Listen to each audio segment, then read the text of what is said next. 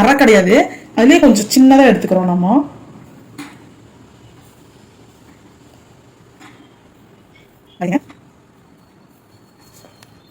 ஃபுல்லாக வரைஞ்சிட்டு இப்போ பார்த்தீங்கன்னா நம்மளுக்கு டிசைன் வந்துருச்சு.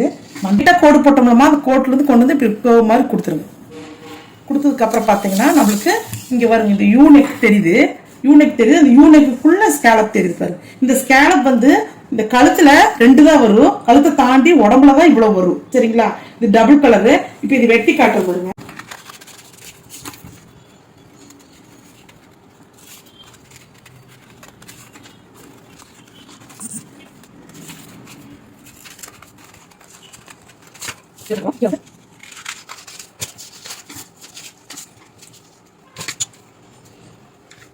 பண்றீங்கன்னா கரெக்டா ஜாயின் பண்ற இடத்துல வச்சுக்கணும்.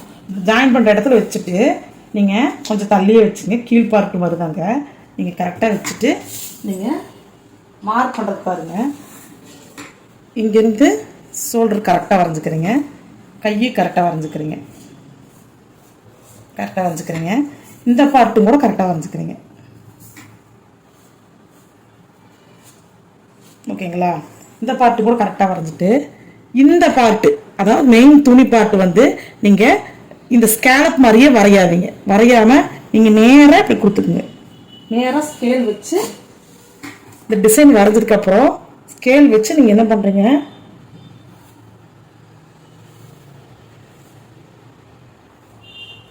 இப்படி கோடு மட்டும் போட்டுக்குங்க. கோடு போட்டுட்டு இதை கட்டிங் பண்ணிடுங்க. இந்த பார்ட்டை கட்டிங் பண்ணி வச்சுருங்க. பண்ணுறாங்க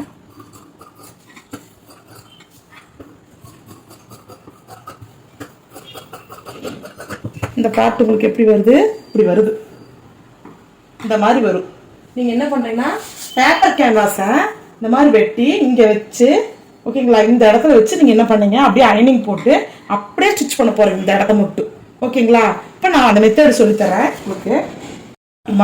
கீழ் பார்ட்டு பார்த்தீங்கன்னா கீழே மடிச்சு அடிக்கிறதுக்கு நம்ம கொடுத்துருப்போம்.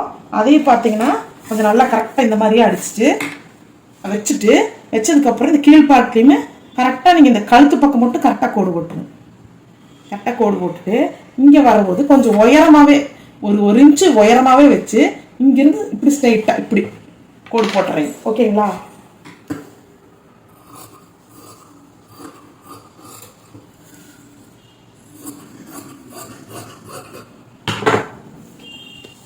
இப்படி வெட்டி இருக்கிறோம்.